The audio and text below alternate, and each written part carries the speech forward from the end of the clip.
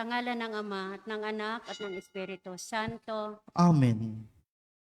Reyna ng langit, magalap ka. Alleluia. Sapagkat ang minarapat mong dalhin sa iyong sinapupunan, Alleluia. Ay nabuhay na maguli na gaya ng kanyang sinabi. Alleluia. Ipanalangin mo kami sa Diyos, Alleluia. Matuwa ka at magalap, O Birheng Maria. Alleluia. Sapagkat tunay na muling nabuhay ang Panginoon, Alleluia. Manalangin tayo. O Diyos, sa pamamagitan ng muling pagkabuhay ng iyong anak na si Jesucristong Panginoon namin, ay minarapat mong paligayahin ang mundo. Hinihiling namin sa iyo na alang-alang sa Birheng Maria na kanyang ina ay makamtan namin ang kaligayahan sa buhay na walang hanggan. Sa pamamagitan ni Jesucristong aming Panginoon, Amen. sa ngalan ng Ama at ng Anak at ng Espiritu Santo. Amen.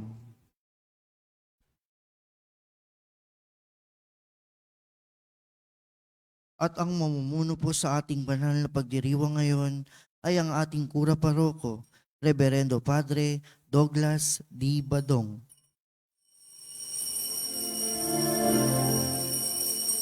Hallelujah, hallelujah, hallelujah,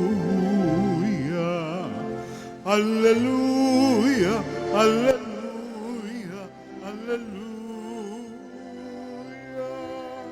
Ang Panginoon ko, siyang nagwagi, kamatayan ay nagapi, pagkas at buhay siyang handog na tangi. Hallelujah, hallelujah, hallelujah, hallelujah, hallelujah, hallelujah.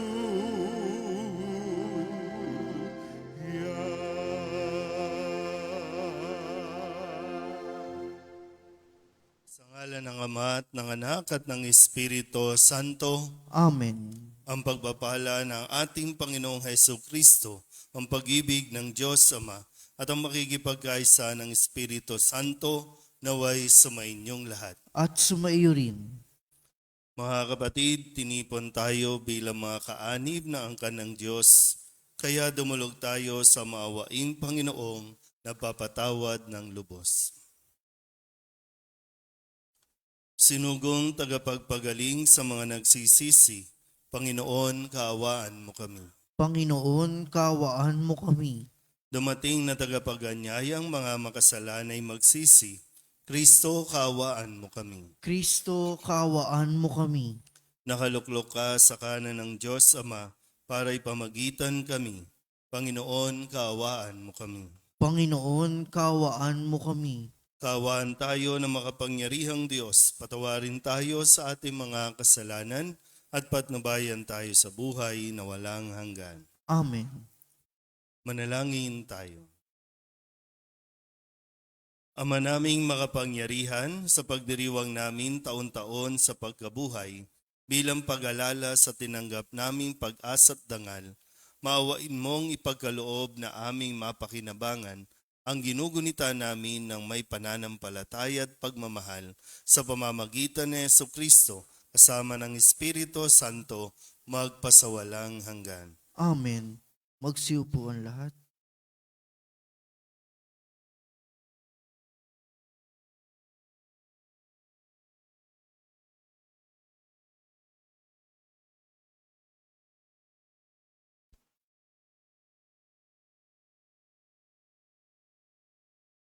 Pagbasa mula sa mga gawa ng mga apostol. Noong mga araw na iyon, inggit na inggit ang pinakapunong saserdote at ang mga kasamahan niya na kaanib ng sekta ng mga Saduseyo. Kaya't kumilos sila. Dinakip nila ang mga apostol at ibinilanggo.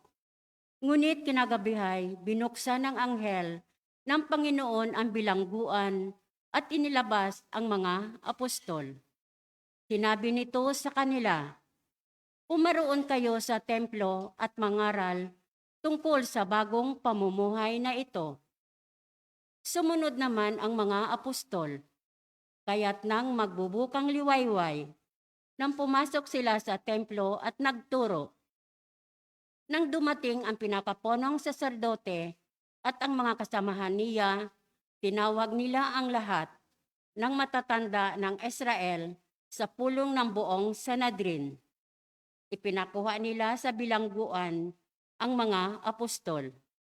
Ngunit pagdating doon ng mga bantay, wala na ang mga iyon. Kaya't nagbalik sila sa Sanhedrin at ganito ang ulat. Nakita po namin na nakasusing mabuti ang bilangguan at nakatayo ang mga bantay. Ngunit nang buksan namin, wala kaming nakitang tao sa loob. Nabahala ang mga punong saserdote at ang kapitan ng mga bantay sa templo nang marinig ito at dinala nila na ubos maisip kung ano ang nangyari sa mga apostol. Ngunit nang dumating, may nagbalita sa kanila, ang mga lalaking ikinulong ninyo ay naroon sa templo, nagtuturo sa mga tao. Kaya't ang kapitan ay pumunta sa templo, kasama ang kanyang mga tauhan. Isinama nila ang mga apostol, ngunit hindi gumamit ng dahas dahil sa pangambang sila'y batuhin ng mga tao. Ang salita ng Diyos. Salamat sa Diyos. Salmong tugunan ng ating pong itutugon. Dukhang sa Diyos tumatawag ay kanyang inililigtas.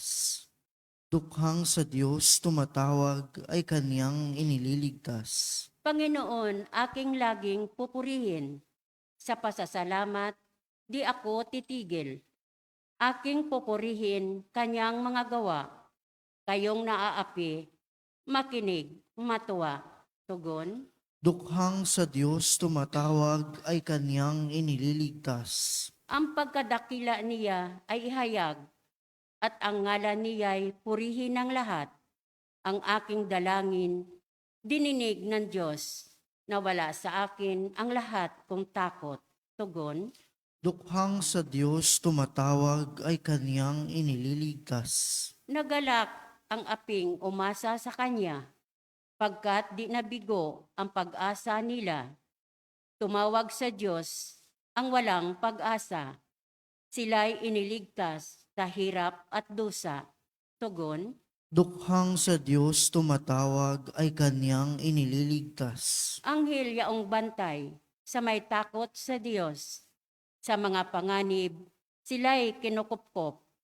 Ang galing ng poon, hanapin masikap. Yaong nagtiwala sa kanya't nagligtas, ay maituturing na taong mapalad. Tugon. Dukhang sa Diyos tumatawag ay kanyang inililigtas. Magsitayo po ang lahat.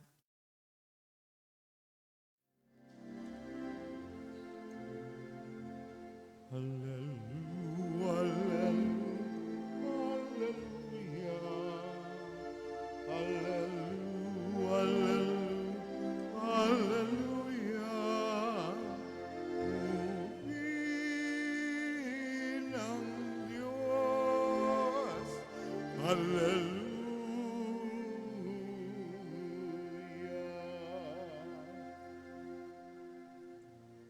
Aleluya, aleluya. Kay laki ng pagmamahal ng Diyos sa sanlibutan, kaya't anak niya ay ibinigay. Aleluya, aleluya.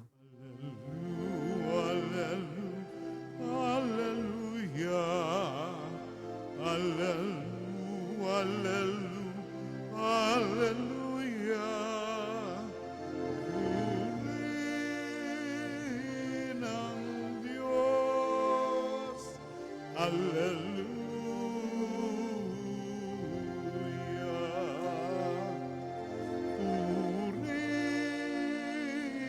ang Diyos. Hallelujah.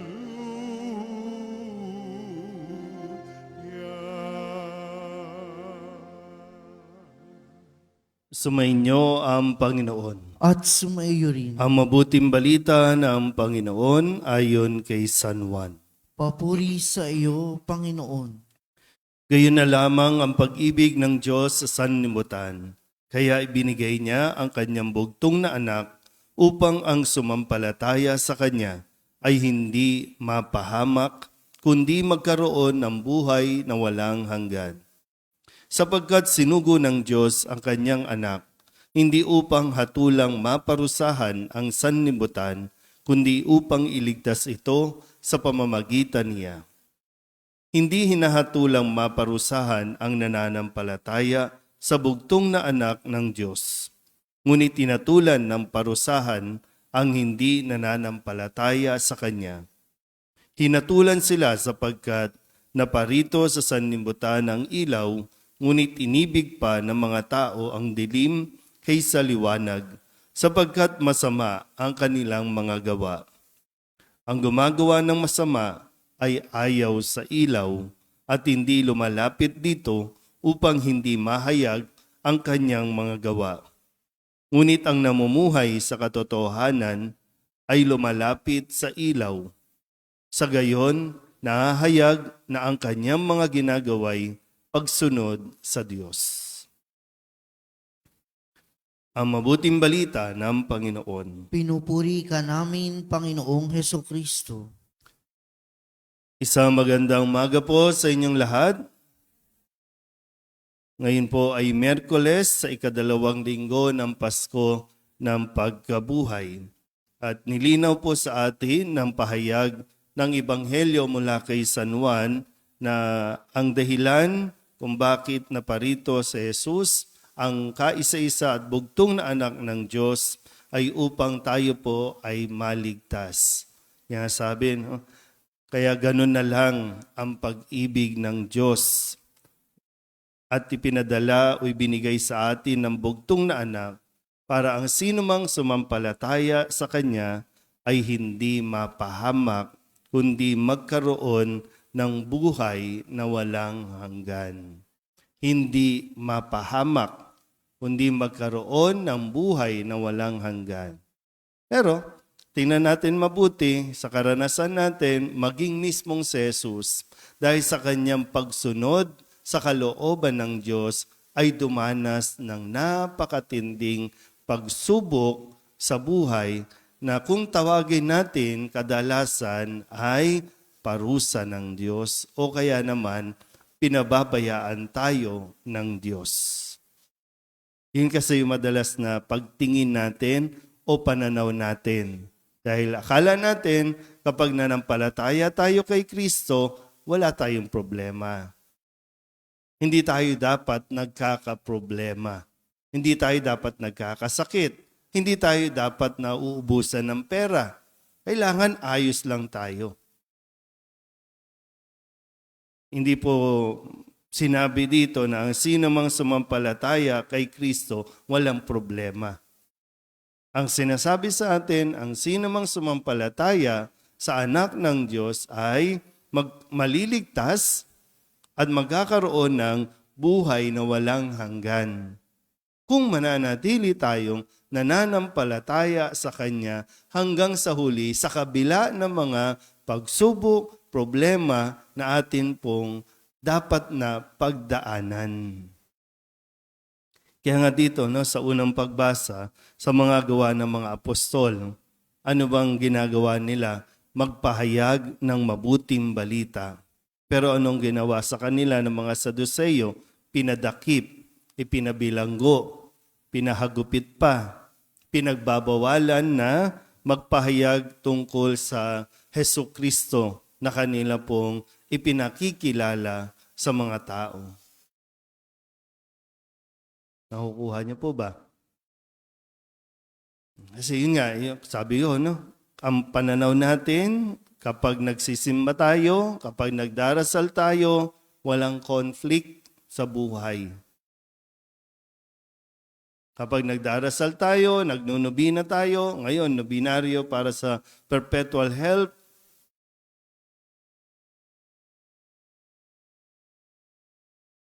kailangan lang natin talagang magpakatatag sa ating pananampalataya kahit naguguluhan tayo sa mga nangyayari.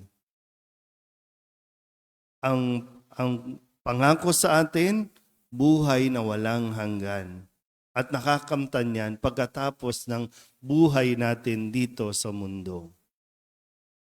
So, sumasampalataya tayo kay Kristo, magugutom pa rin tayo. Sumasampalataya tayo kay Kristo, mawawalan pa rin tayo ng pera, mangungutang ka pa rin, magkakasakit ka pa rin.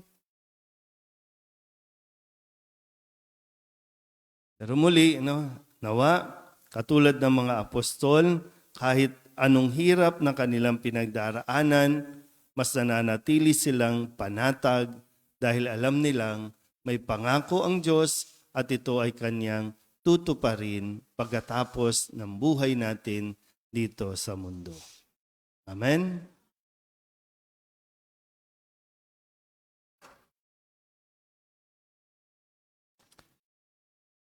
Taglay ang pagtitiwala, ilapit natin ang ating mga alalahanin sa Diyos Ama na labis na nagmahal sa mundo, kaya't ibinigay ang kanyang bugtong na anak upang hindi na mawala ang mga naniwala sa kanya, bagkus ay magkaroon ng buhay na walang hanggan. Ang ating pong itutugon, sa ngalan ni Jesus, basbasan mo kami. Sa ngalan ni Jesus, basbasan mo kami.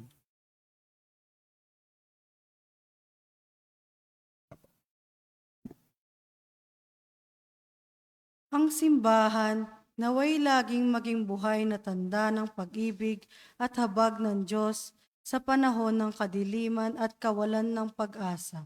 Manalangin tayo sa Panginoon. Sa ngalan ni Jesus, basbasan mo kami. Sa ating pamumuhay, naway maipatama natin sa kapwa ang pag-ibig ng Diyos sa pamamagitan ng ating mga ginagawa. Manalangin tayo sa Panginoon. Sa ngalan ni Jesus, basbasan mo kami. Ang pag-ibig ng Diyos naway magatid ng kapayapaan sa ating mga puso at pagkakasundo ng lahat. Manalangin tayo sa Panginoon. Sa ngalan ni Jesus, basbasan mo kami. Ang mga may sakit at mga nagdurusa naway makaunawa na mahal sila ng Diyos sa pamamagitan ng pangangalaga at pagkalinga ng kanilang pamilya at mga kaibigan. Manalangin tayo sa Panginoon. Sa ngalan ni Jesus, basbasan mo kami. Ang mga mahal natin sa buhay na namayapa, naway makabahagi sa kaluwalhatian ng muling pagkabuhay. Manalangin tayo sa Panginoon. Sa ngalan ni Jesus, basbasan mo kami.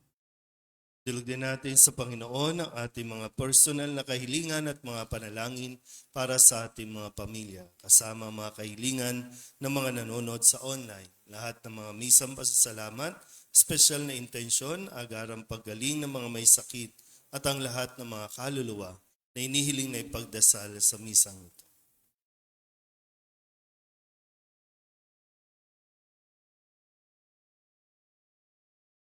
Ang lahat ng ito hinihiling namin sa ngalan ni Kristo, aming Panginoon.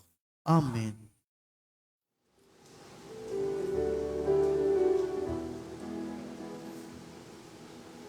Tuwing ng buhay, paglalakbay, patungo sa bagong buhay. O Jesu Kristo, aming gabay, basbasan mo ang aming alay. Bukal ng liwanag, nagbibigay ilaw sa mga bulag. Kami lumalapit sa iyong batisupang makakita. Tubig ng buhay, paglalakbay, patungo sa bagong buhay. O Jesu Kristo, aming gabay, Basbasan mo ang aming alay, basbasan mo ang aming alay. Manalangin kayo mga kapatid upang paghahain natin ang kalugdan ng Diyos sa mga makapangyarihan. Tanggapin nawa ng Panginoon itong paghahain sa iyong mga kamay, sa kapurihan niya at karangalan sa ating kapakinabangan at sa buong sambayanan niyang banal. Ama naming lumikha, sa paghahain ng banal na pagpapalitan ng iyong mga kaloob at ng aming alay, kami pinapagsasalo mo sa iyong buhay na namumukod tangi at walang kapantay. Ipagkaloob mo ang aming pakikinabang sa iyong pakikisamang aming maaasahan ay siya ring umiral sa aming pamumuhay araw-araw sa pamamagitan ni Jesucristo kasama ng Espiritu Santo magpasawalang hanggan. Amen. Sumainyo ang Panginoon. At sumaiyo rin. Itaas sa Diyos ang inyong puso at diwa. Itinaas na namin sa Panginoon. Pasalamatan natin ang Panginoong ating Diyos. Marapat na siya'y pasalamatan. Ama naming makapangyarihan, tunay ngang marapat na ikaw ay aming pasalamatan. Ngayong ipinagdiriwang ang paghahain ng Mesiyas, ang maamong tupa na tumubos sa aming lahat. Sa paghahain ng sariling buhay at sa pagkabuhay ng anak mong mahal, nabuksang ganap ang iyong tahanan at kaming pinaghaharian mo'y naging kasambahay. Sa pagkamatay niya sa krus, nalupig ang kamatayan. Sa kanyang pagkabuhay, naging buhay siya ng tanan. Kaya kaysa ng mga anghel na nagsisiawit ng papuri sa iyo, nang walang humpay sa kalangitan, kami nagbubunyi sa iyong kadakilaan.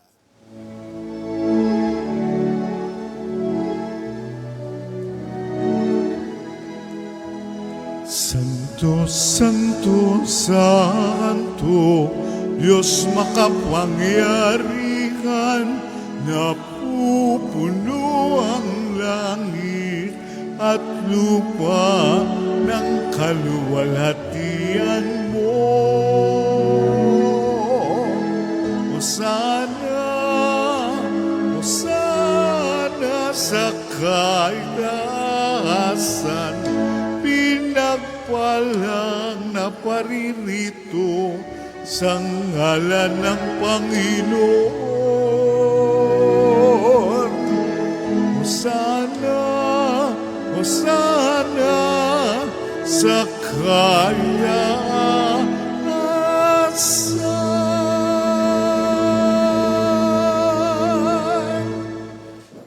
Ama naming banal, ikaw ang bukal ng tanang kabanalan. Kaya't sa pamamagitan ng iyong Espiritu, gawin mong banal ang kaloob na ito upang para sa aming maging katawan at dugo ng aming Panginoong Hesu Kristo. Bago niya pinagtiis ang kusang loob na maging handog, hinawakan niya ang tinapay, pinasalamatan kaniya, pinaghati-hati niya iyon, iniabot sa kanyang mga alagad at sinabi, "Tanggapin ninyong lahat ito at kanin, ito ang aking katawan na ihahandog para sa inyo."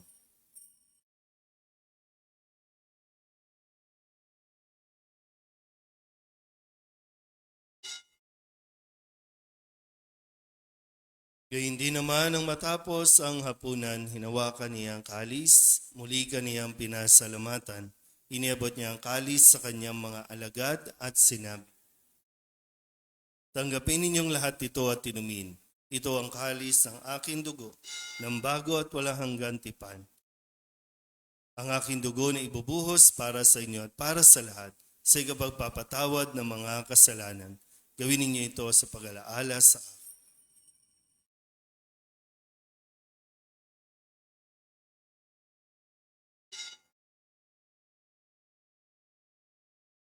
Ipagbunyi natin ang misteryo ng pananampalataya. Si Kristo'y namatay, si Kristo'y nabuhay, si Kristo'y babalik sa wakas ng panahon. Ama, ginagawa namin ngayon ang pag-alaala sa pagkamatay at muling pagkabuhay ng iyong anak. Kaya tiniaalay namin sa iyo ang tinapay na nagbibigay buhay at ang kalis na nagkakaloob ng kaligtasan. Kami nagpapasalamat dahil kami iyong minarapat na tumayo sa harap mo para maglingkod sa iyo.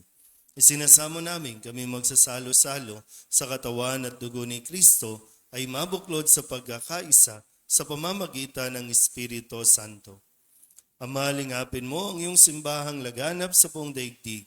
Puspusin mo kami sa pag-ibig kaysa ni Francisco na aming Papa at ni Jose na aming Obispo at ng Tanang Kaparian.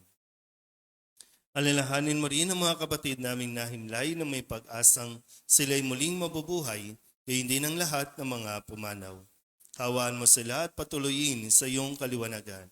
Kawaan mo at pagindapating kaming lahat na makasalo sa iyong buhay na walang wakas. Kaysa ng mahal na Birhen Maria na ina ng Diyos, ng kabiyak ng puso niyang si San Jose. Kaysa ng mga apostol at ng lahat ng mga banal na namuhay dito sa daigdig ng kalugod-lugod sa iyo. May pagdiwang nawa namin ng papupuri sa ikararangal mo sa pamamagitan ng iyong anak na aming Panginoong Hesu Kristo. Sa pamamagitan ni Kristo, kasama niya sa Kanya, ang lahat ng parangal at papuri ay sa iyo, Diyos Amang makapangyarihan, kasama ng Espiritu Santo, magpasawalang hanggan. Amen. Amen. Amen. Amen.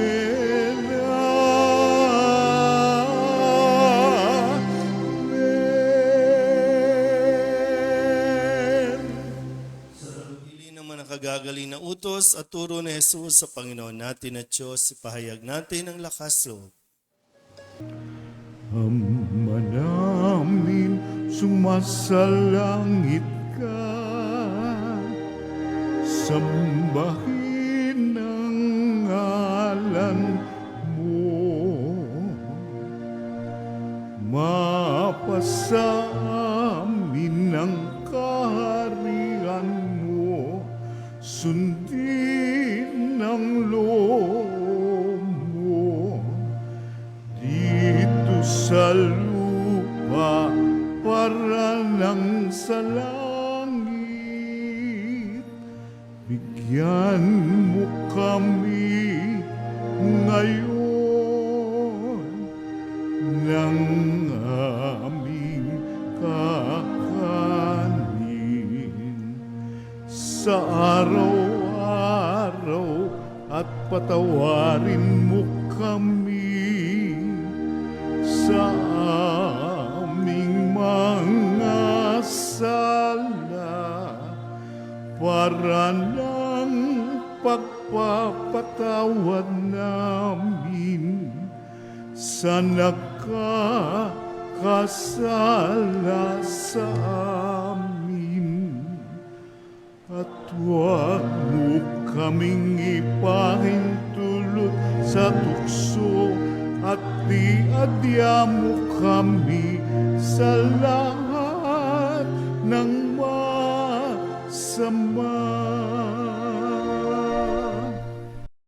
Hinihiling namin kami iadya sa lahat ng masama, pagkalooban ng kapayapaan araw-araw, iligtas sa kasalanan at ilayo sa lahat ng kapahamakan, samantalang aming pinananabikan ang dakilang araw ng pagpapahayag ng tagapagligtas naming si Hesu Kristo. Sapagkat sa iyo ang kaharian at ang kapangyarihan at ang kapurihan, magpakailanman. Amen. Panginoong Hesu Kristo, sinabi mo sa iyong mga apostol, kapayapaan ang iniiwan ko sa inyo, ang aking kapayapaan ang binibigay ko sa inyo.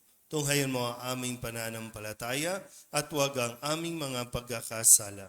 Pagkalooban mo kami ng kapayapaan at pagkakaisa ayon sa iyong kalooban, kasama ng Espiritu Santo, magpasawalang hanggan. Amen. Ang kapayapaan ng Panginoon ay laging sumainyo. At sumaiyo rin. Mabigayan po tayo ng kapayapaan sa isa't isa.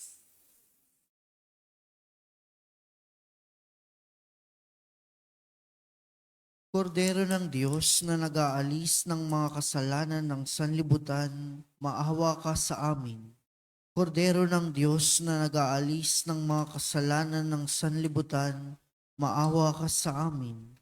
Kordero ng Diyos na nag-aalis ng mga kasalanan ng sanlibutan, ipagkaloob mo sa amin ang kapayapaan.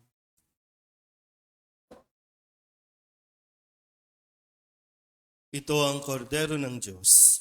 Ito ang nag-aalis ng kasalanan ng sanlibutan. Mapalad ang mga inaniyahan sa kanyang piging. Panginoon, hindi ako karapat-dapat na magpatuloy sa iyo, ngunit sa isang salita mo lamang ay gagaling na ako. Katawan ni Kristo.